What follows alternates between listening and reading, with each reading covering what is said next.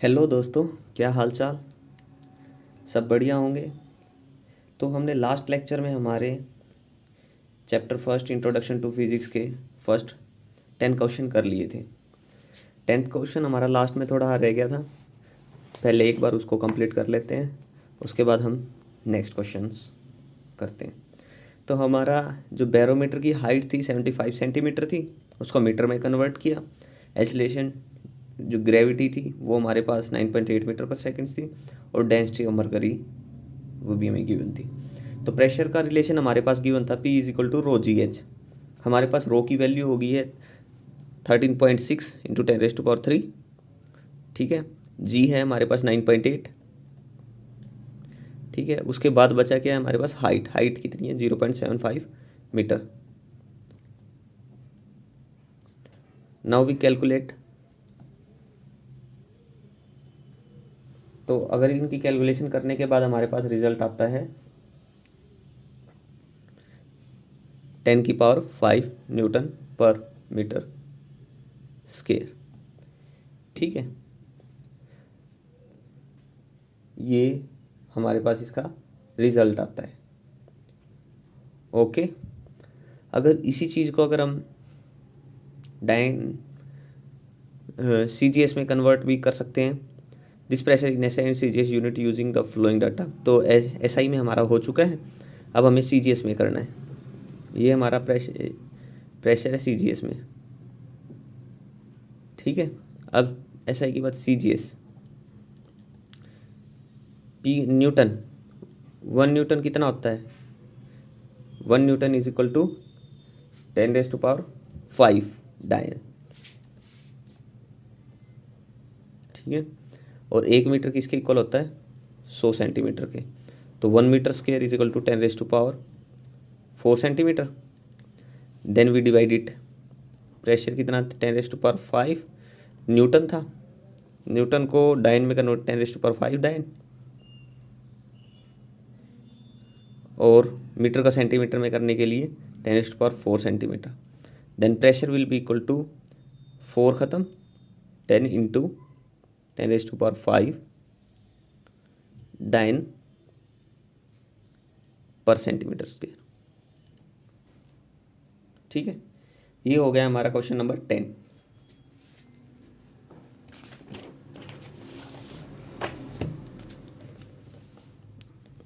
अब हम आगे प्रोसीड करते हैं। हमारा क्वेश्चन नंबर 11। क्वेश्चन नंबर 11 क्या है, एक्सप्रेस द पावर ऑफ है क्वेश्चन 11।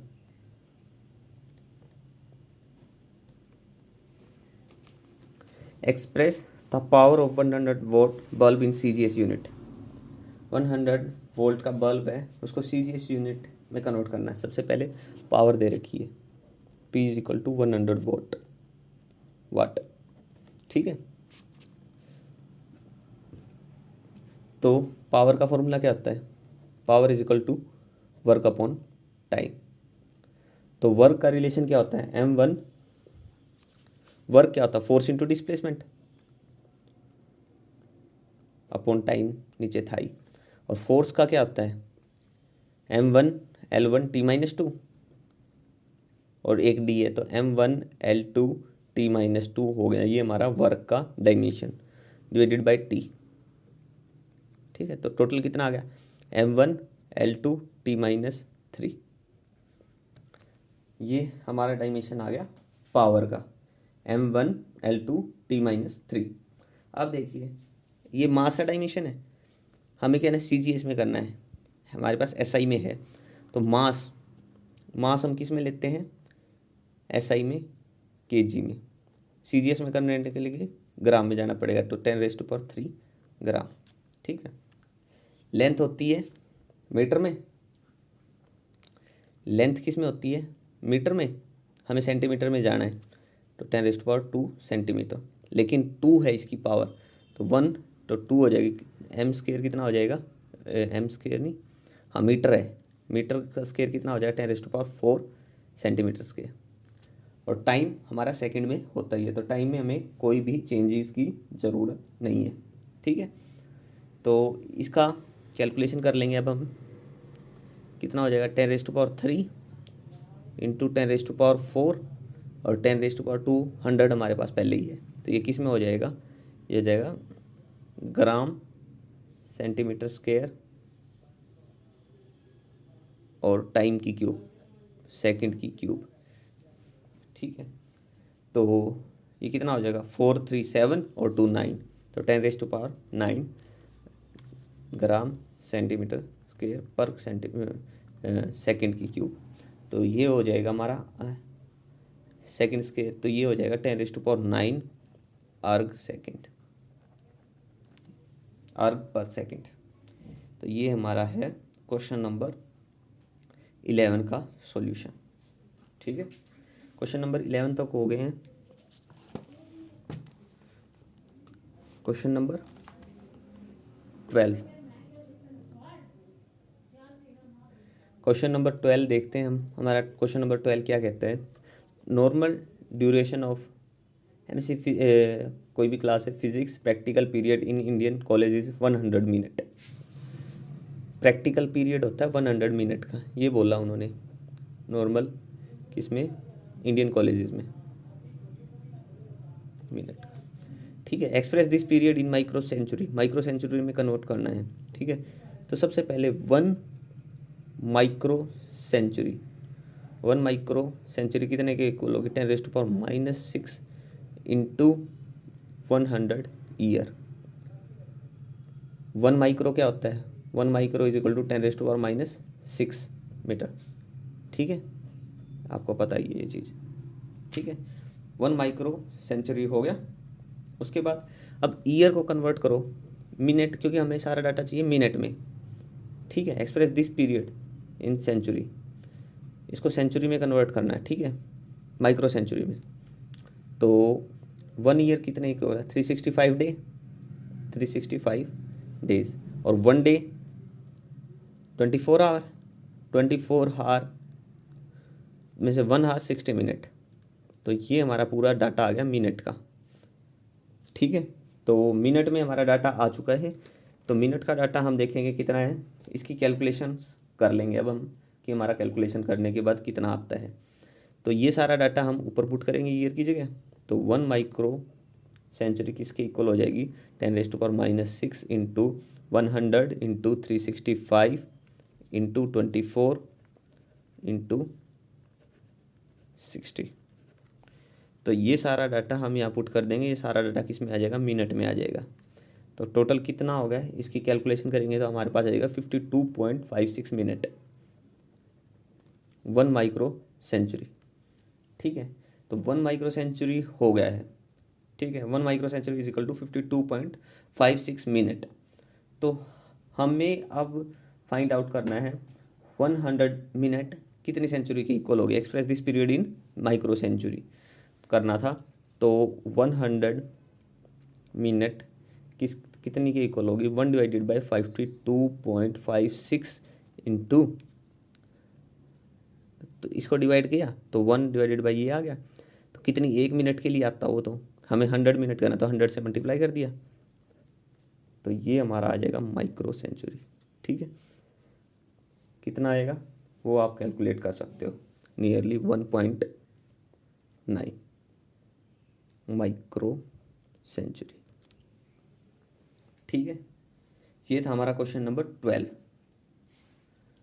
उसके बाद क्वेश्चन नंबर 13 भी हम कर ही लेते हैं यहीं। क्वेश्चन नंबर 13 में तो कुछ भी नहीं है, सरफेस टेंशन दे रखी है और वाटर इज, सरफेस टेंशन दे रखी है और वाटर इज 72 डायन पर सेंटीमीटर।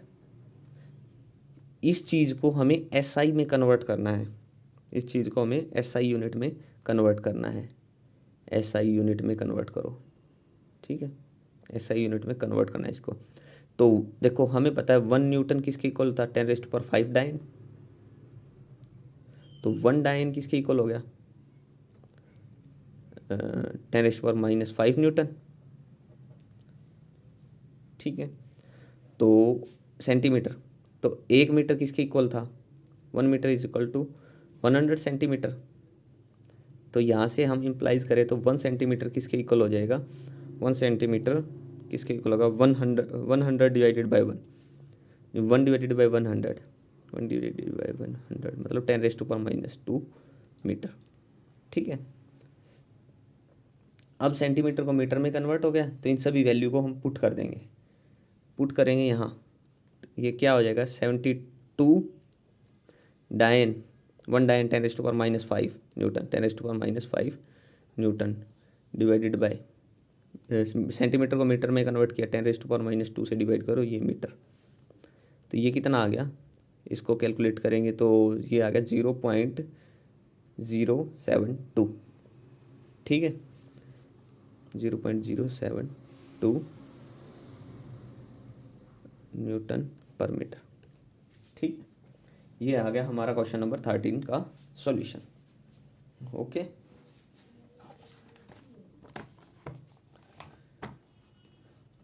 क्वेश्चन नंबर 13 तक हमारे हो चुके हैं। ठीक है, अगर कोई भी डाउट है किसी भी क्वेश्चन में तो आप कमेंट बॉक्स में पूछ सकते हैं।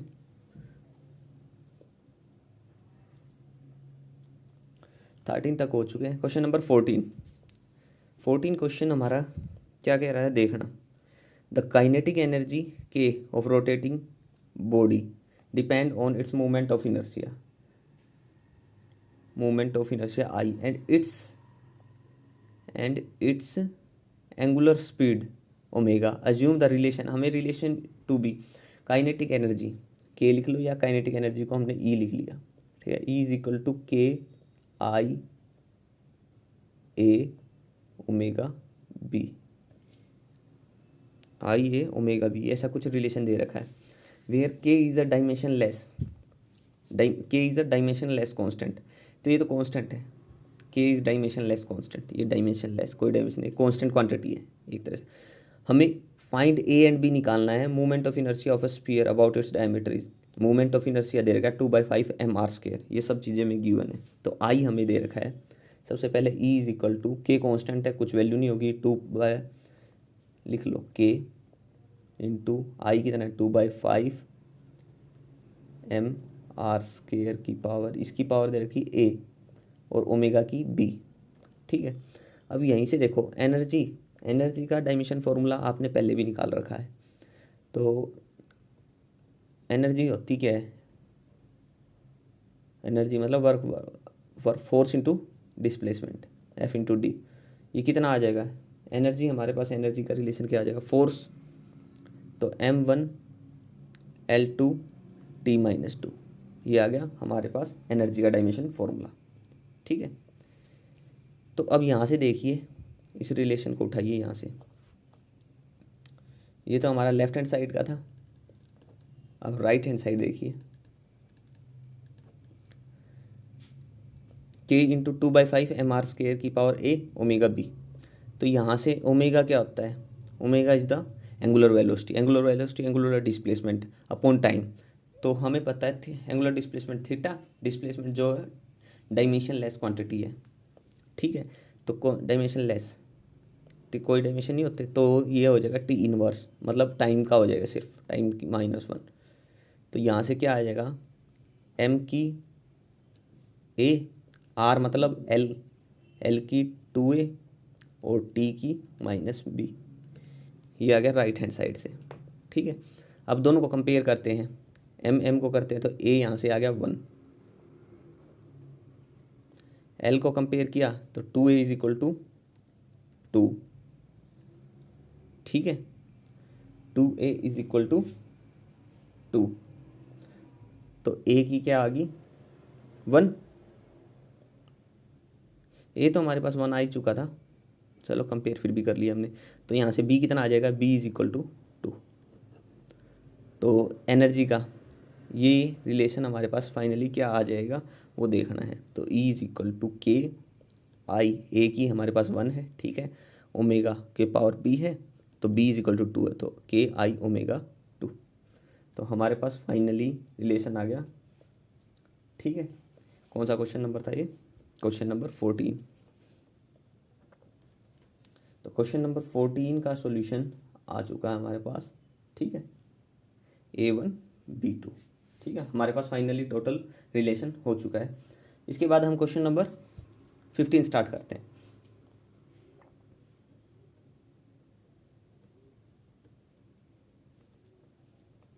Question number 15। तो क्वेश्चन नंबर 15 में क्या बोल रखा है इसने, चलो देखते हैं। Theory of relativity reveals that mass can be converted into energy. Relativity जो होती है, थ्योरी ऑफ रिलेटिविटी, वो कहती है मास को कन्वर्ट किया एनर्जी में, ठीक है। The energy E so obtained is proportional to the energy E. The energy E question के अकॉर्डिंग इसका मैथमेटिकल रिलेशन लिखते जाइए। The energy E so obtained is proportional है किसके, to certain power of mass, mass की कुछ power मान लीजिए A, and the speed C, C की कुछ पावर बी मान लीजिए। रिलेशन निकालना है तो हमें वैसे ही पता है ई इज इक्वल टू हमारे पास होता है एम सी स्क्वेयर, ठीक है। जर्नल फॉर्मूला हम ध्यान रखते हैं, लेकिन हमें डायमेंशन निकाल रखा है ई का। ई का क्या होता है एनर्जी का, m1L2T-2। ये एनर्जी का डायमेंशन होता है, ये हमारी लेफ्ट हैंड साइड। अब हम राइट हैंड साइड की बात करें, राइट हैंड साइड की बात करें तो m की a होगी, तो m का 1 हो गया a, ठीक है। c से स्पीड तो L1 LB T-B। तो यहाँ से अगर हम दोनों को कंपेयर करें तो a आ गया 1, b आ गया 2। तो a और b की वैल्यू आ गई, इसको पुट करो 1 और 2, तो e प्रोपोर्शनल हो गया एम सी के। प्रोपोर्शनलिटी का साइन हटाने के लिए कांस्टेंट के लगा लिया हमने, तो e इज इक्वल टू के एम सी स्क्वायर। ये हमारा फाइनल आंसर आ गया इस क्वेश्चन का, ठीक है। तो ये था हमारा कंप्लीट क्वेश्चन नंबर 15। आगे हम बात करते हैं क्वेश्चन नंबर 16 की।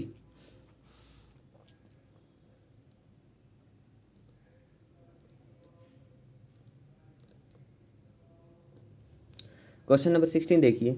Late I is equal to current through a conductor, R its resistance and V potential difference across its end according to Ohm's law।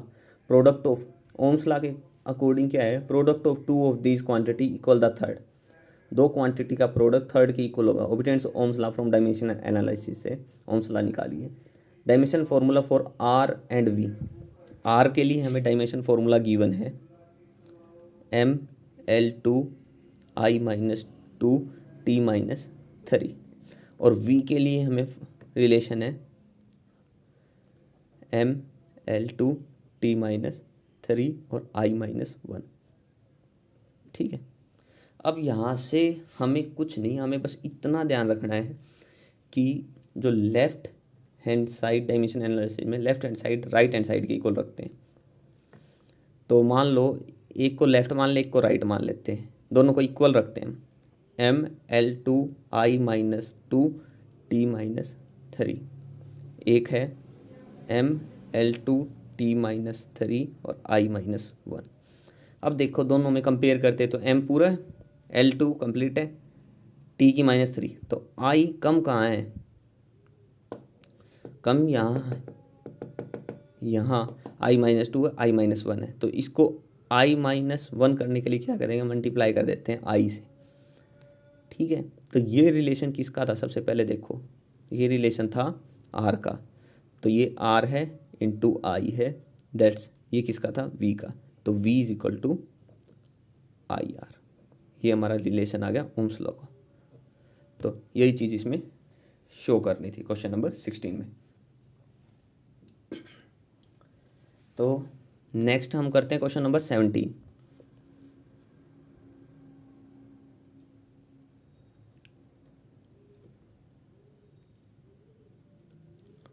Question number 17 का सॉल्यूशन देखते हैं हम। सबसे पहले क्वेश्चन नंबर 17 क्या है, देखिए आप। The frequency of vibration of string depend on the length. Frequency of vibration, frequency मतलब nu vibration string, depend on किस पे डिपेंड करती है, ठीक है। ये चीज़ देखिए आप, किस पे ये डिपेंड करती है।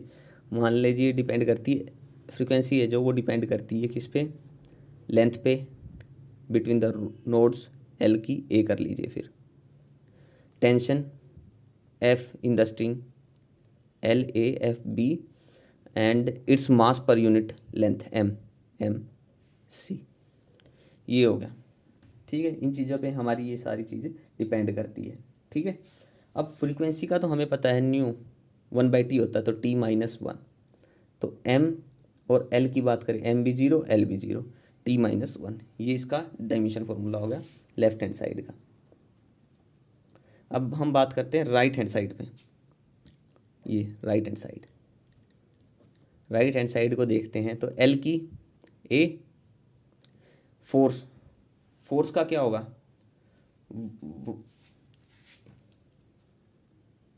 फोर्स का होगा m1 l1 t-1। इसकी हमारे पास b है और m की हमारे पास c है, ठीक है। तो यहाँ से कंपेयर कर देते हैं, m की कितनी होगी b+c, m आ गया हमारे पास b+c,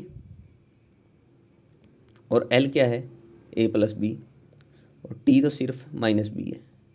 तो यहाँ से t कंपेयर करते हैं, तो b = 1 आ गया हमारे पास।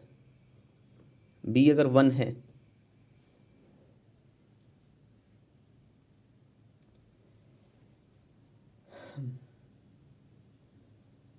b अगर हमारे पास 1 है, कौन सा क्वेश्चन नंबर है ये,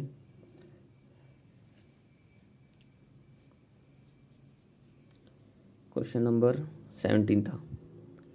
तो ये क्या है, its mass per unit length, तो l का एक और होगा, तो मास पर यूनिट लेंथ होगा, तो a+b -c होगा, ऐसा कुछ होगा, ठीक है, लेंथ के लिए।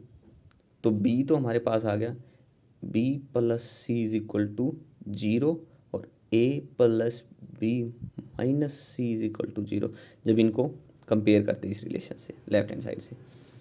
तो यहाँ से b =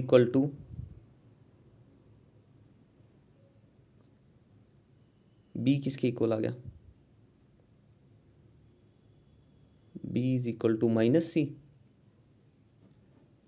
b आ गया -c के इक्वल। तो b को अगर हम -c रखते हैं, a = 2c हो गया, b को अगर -c तो माइनस के, इस साइड जाके प्लस के हो जाएंगे। तो c = a = कितना है,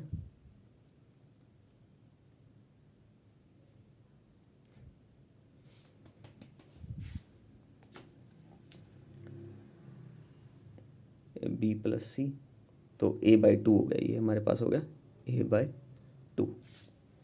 ये कुछ रिलेशन निकल के आया है, b = 1, b अगर 1 है तो c = -1, तो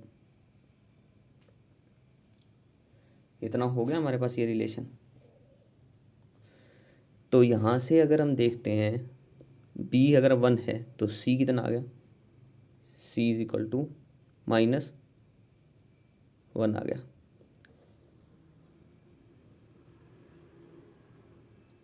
c किसके इक्वल आ गया, -1 के।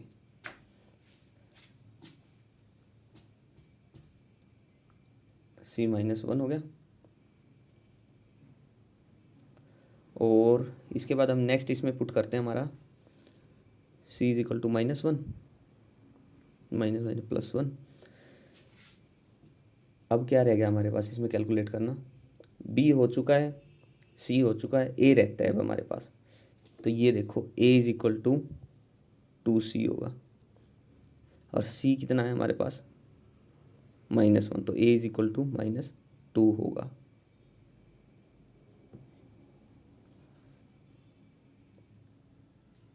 ठीक है, ये कुछ हमारे पास रिलेशन निकल के आया है इसका, ठीक है।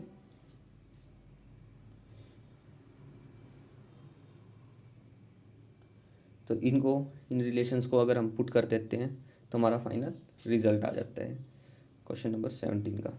तो अगर a हमारे पास कितना है, a = -2, a को अगर -2 पुट कर देते हैं तो l² हो गया।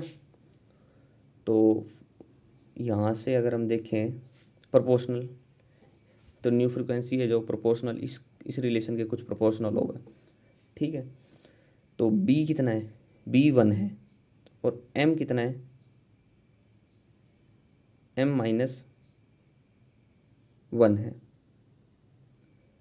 और एल ए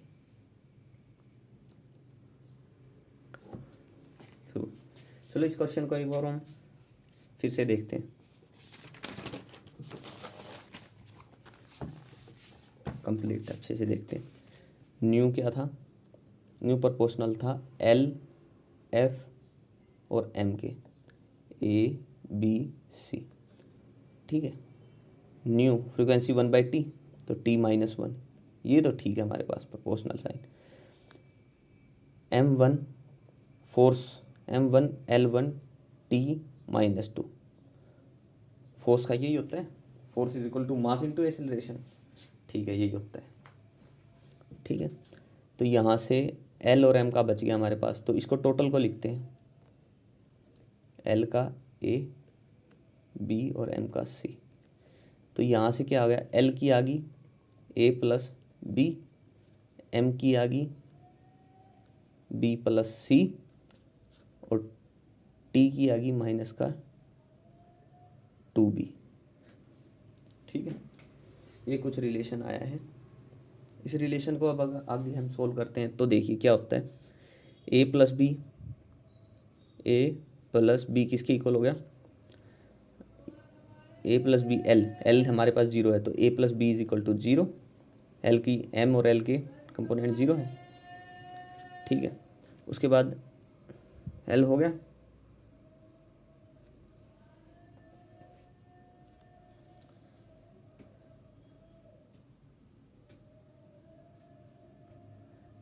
L हो गया,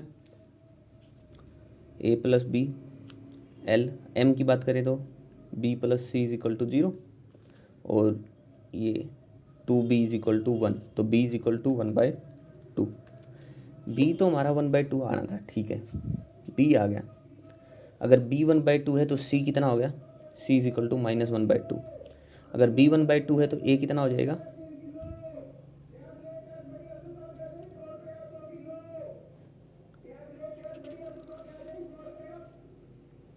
इसमें था C भी था, तो L में हमारा C भी था, माइनस C भी तो था पीछे जो हमने किया था, उसमें माइनस C भी था, क्योंकि मास पर यूनिट लेंथ था M/L था, तो इसमें C भी आ गया, A plus B minus C। अब B कितना है 1/2, 1/2, C कितना -1/2, ये किसके इक्वल होगा 0, तो A is equal to B कितना था 1/2, A plus B minus minus plus हो जाएगा, ठीक है, तो A इज इक्वल टू -1 आ गया, A आ गया, B आ गया, C आ गया, पता नहीं पीछे थोड़ी गड़बड़ कहाँ रह गई थी, ठीक है, सारे आ गया। तो न्यू प्रोपोर्शनल किसके आ गया, L की 1, L की A तो -1, C की बात करें तो नहीं, B की बात करें तो F की B इज इक्वल टू 1/2 -1/2 नहीं 1/2 और C है -1/2। तो ये हमारा फ्रीक्वेंसी का फाइनल रिलेशन आ गया है। प्रोपोर्शनलिटी साइन हटाएंगे तो हमारा एक कांस्टेंट आ जाएगा, that's will be a K, ठीक है। ये क्वेश्चन का सॉल्यूशन था, इसको एक बार आप फिर देख लेना। वहाँ पे पता नहीं थोड़ी ही गड़बड़ कहाँ हो गई थी, एक बार देखते हैं पीछे हमने कहाँ गड़बड़ की है। B ये रहा, हमने dimension formula M1 L1 T-2 होता है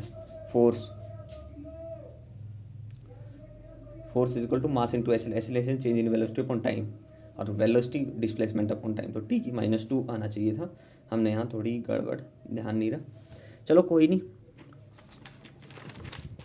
आगे स्टार्ट करते हैं हम। ये क्वेश्चन नंबर 17 का कंप्लीट सॉल्यूशन था, ठीक है, 17 ही था ना, क्वेश्चन 17। उसके बाद क्वेश्चन नंबर 18 और करते हैं हम अब। क्वेश्चन नंबर 18 में हमारे 4 पार्ट हैं। क्वेश्चन 18 से पहले हम क्वेश्चन 19 कर लेते हैं एक बार। क्वेश्चन 19 में देखिए हमारा लास्ट क्वेश्चन है जो इस चैप्टर की एक्सरसाइज का। Let x and a stands for distance is, हमारे पास एक रिलेशन दिया है, integration of dx divided by square root of a का स्क्वायर माइनस x का square, that's will be equal to 1/a sine inverse a/x। Dimensionally correct है या नहीं ये बताना है, तो हम सबसे पहले लेफ्ट हैंड साइड लेके चलते हैं। लेफ्ट हैंड साइड में इसका देखते हैं, ये डिस्टेंस है, डिस्टेंस को हम मीटर में लेते हैं, ठीक है भाई। ये रूट, देखो metre square minus metre square, अगर डिस्टेंस में से कुछ डिस्टेंस सब्ट्रैक्ट होगी तो हमारे पास डिस्टेंस ही बचेगा, ठीक है। ये ध्यान रखना, अगर किसी भी सेम क्वांटिटी से ही सेम क्वांटिटी ऐड सब्ट्रैक्ट होती है, ठीक है, तो ये a माइनस ये भी डिस्टेंस है, ये भी डिस्टेंस अगर गिवन नहीं है तो यहाँ से कितना आ जाएगा मीटर स्क्वायर। मीटर स्क्वायर मतलब m बाय स्क्वायर रूट है तो m बाय m मीटर, तो मीटर मीटर से ख़त्म, 1 कांस्टेंट, ठीक है। अब राइट हैंड साइड की बात करें हम, sine inverse a by x, मतलब ये इसका एंगल है, तो साइन ये हमारी डायमेंशन लेस क्वांटिटी होती है, डायमेंशन लेस क्वांटिटी होती है, ठीक है। तो अगर मैं इसको कांस्टेंट करना है तो a की कितनी आनी चाहिए, a पावर 0 होनी चाहिए, मतलब a होना ही नहीं चाहिए था, लेकिन यहाँ a की 1 है तो मतलब ये डायमेंशन लेस नहीं है, तो यहाँ से क्या आ जाएगा, यहाँ से 1 बाई a आएगा, यानी कि मीटर इनवर्स आएगी कुछ, ठीक है। तो ये इसमें का पार्ट क्वेश्चन नंबर 19 था, ठीक है। तो इससे हम क्या कह सकते हैं, लेफ्ट हैंड साइड जो हमारी है not equal to right hand side, मतलब कि डायमेंशनली करेक्ट नहीं है, ठीक है। हो गया ये क्वेश्चन। अब हमारा क्वेश्चन एक ही रह गया इसका, क्वेश्चन नंबर 18, क्योंकि क्वेश्चन नंबर 19 पहले हमने कर लिया अभी, तो क्वेश्चन नंबर 18 क्वेश्चन में क्या है, test if the following equation are dimensionally correct. कुछ इक्वेशंस दे रखी हैं, वो डायमेंशनली सही है या नहीं, बस इस चीज़ को चेक करना है, ठीक है। देखो पहला है ए में दे रखा हमें h is equal to 2s cos theta divided by rho R g, ठीक है। Cos theta dimensionless quantity है तो इसको छोड़ दो, तो h is equal to 2s divided by rho R g, ठीक है। अब हमें डायमेंशनली करेक्ट है या नहीं ये चीज़ देखनी है, ठीक है। तो s जो है, सबसे पहले हमें ये बताना चाहिए कौन सी, s जो है सरफेस टेंशन, ठीक है। s जो है सरफेस टेंशन है, रो डेंसिटी, r हमारी जो भी हमारी डिस्टेंस वगैरह है, ठीक है। तो जी, और जो g है वो आपको सभी को पता ही है, ठीक है, क्या होती है, ग्रेविटी। तो h हाइट हमारी क्या होती है, एक तरह से डिस्टेंस, तो l।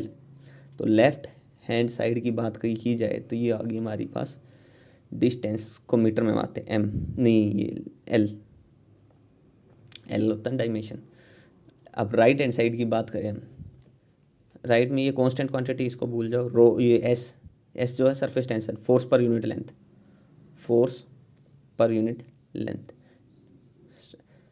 टेंशन, ये होती है force per unit length, S का फॉर्मूला होता है, ठीक है।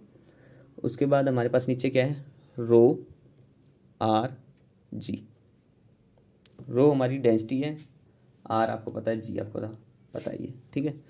तो अब देखिए यहाँ से हमारे पास क्या क्या बचता है, यहाँ से बचता है F divided by rho R g और एल, ये चीज़ हमारे पास है।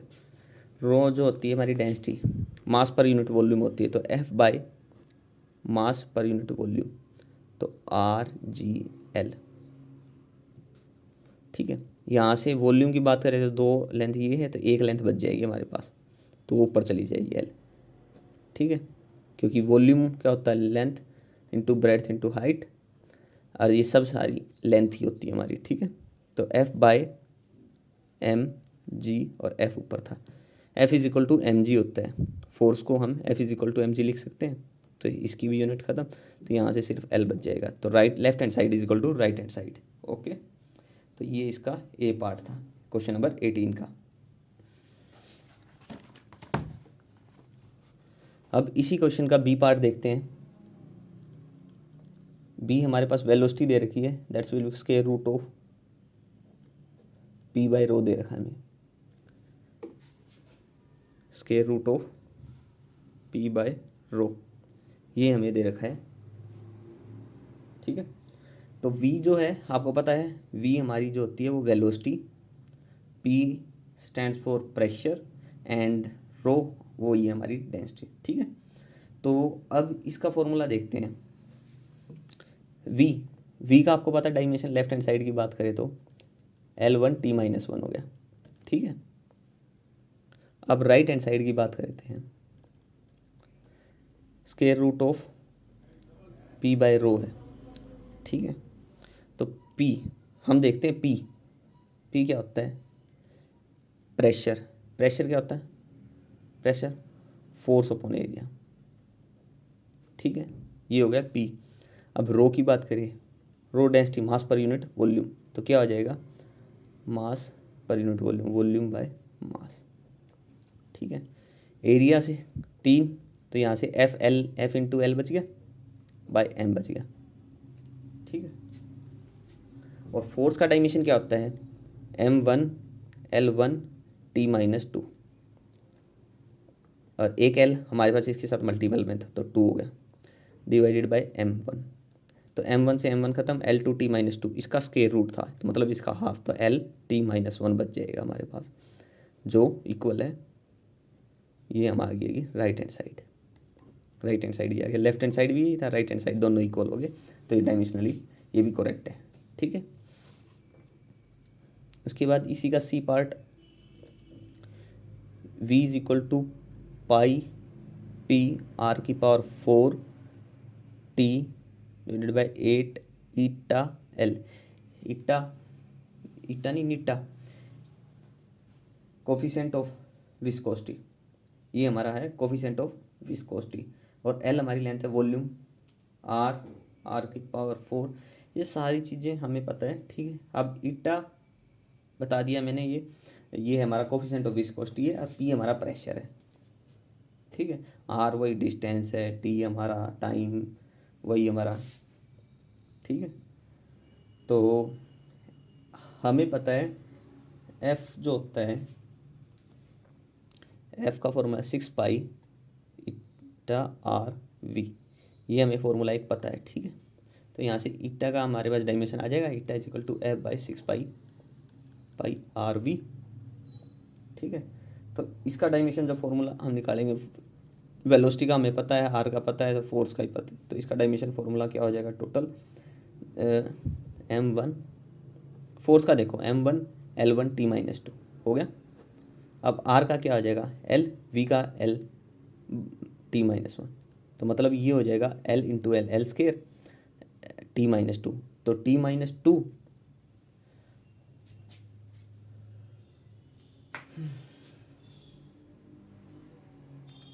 तो कितना हो जाएगा, T-2,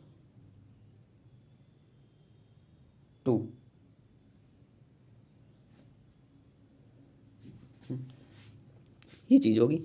ईटा का हमारे पास आ गया, L हमारे पास गिवन है। अब लिखो ये V क्या हमारे पास, वॉल्यूम का लेफ्ट हैंड साइड देखते हैं। लेफ्ट हैंड साइड कितनी है, L³ आएगी हमारे पास, ठीक है।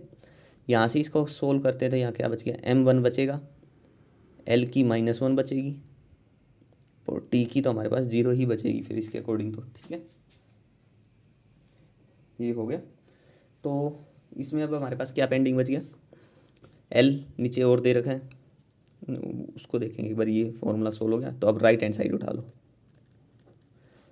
पाई हमारा कांस्टेंट है, 8 कांस्टेंट है, ख़त्म करो, ठीक है। अच्छा यहाँ पे R क्या है हमारे पास, ये फॉर्मूला कहाँ है, ये R नहीं, ये P है, P है, ये P है, प्रेशर, ये हमारा है प्रेशर है ये हमारे पास, ठीक है। प्रेशर क्या होता है, प्रेशर का क्या होता है, ईटा हमारे पास आ गया। प्रेशर क्या होता है, फोर्स, प्रेशर का देखो ये निकाल रखा, प्रेशर होता है फोर्स अपॉन एरिया। तो फोर्स का क्या होता है, नहीं इसको भी चाहे आप सोल्व मत कीजिए, प्रेशर को क्या होता है, फोर्स अपॉन एरिया, ठीक है। यहाँ से R⁴ मतलब L⁴, यहाँ T टाइम माइनस T1, ठीक है, डिवाइडेड बाय हमारे पास क्या आ गया, ईटा की L है, एक तो L है L⁻⁻1, ठीक है, मल्टीप्लाई ईटा क्या है, ईटा जो था हमारे पास था F/6πRV।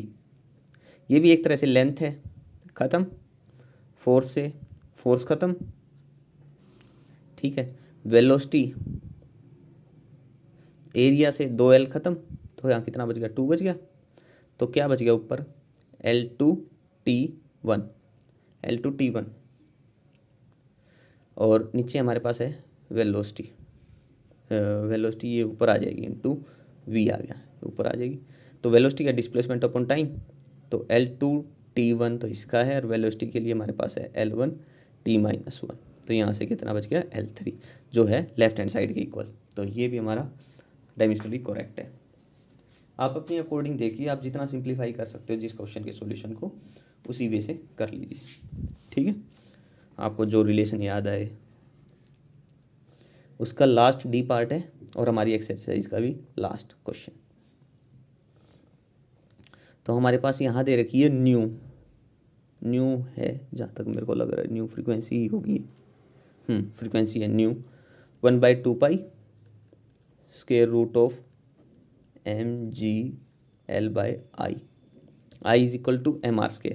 हम यहीं से अंदर न्यू तो लेफ्ट हैंड साइड का तो आपको पता ही होगा, T-1 होगा। अब राइट हैंड साइड पे बात करते हैं हम डायरेक्ट, ये हमारा कांस्टेंट है, इसको छोड़ दो, रूट पे बात करते हैं सीधा, रूट mgl। आई जो है moment of inertia, moment of inertia मान लो स्फीयर की बात कर रहे हैं, तो m2/5 mr² होगा, तो मतलब mr² आएगा इसमें। तो एक L से एक L ख़त्म, M से M ख़त्म, R acceleration due to gravity, G/R बच गया। तो एसिलेशन ड्यू टू ग्रेविटी क्या होती है, डिस्प्लेसमेंट, तो L_T-2 होता है, डिवाइडेड बाय R एक है ही, मतलब R जो है वो हमारी लेंथ होगी, ठीक है, डिस्टेंस हो या रेडियस हो, कुछ भी हो, वो एक हमारी लेंथ होगी, ठीक है। तो L से L ख़त्म, T²√T-2, मतलब कि कितना बच गया, 1/, तो ये T-1 बच गया। तो left hand side is equal to right hand side. तो क्वेश्चन नंबर जो था 18, उसमें सभी पार्ट डायमेंशनली करेक्ट है। तो इसी के साथ हमारे एक्सरसाइज के सभी क्वेश्चन कंप्लीट होते हैं। अगर एक्सरसाइज के किसी भी क्वेश्चन में कोई डाउट है तो आप कमेंट बॉक्स में पूछ सकते हैं। Okay, thank you.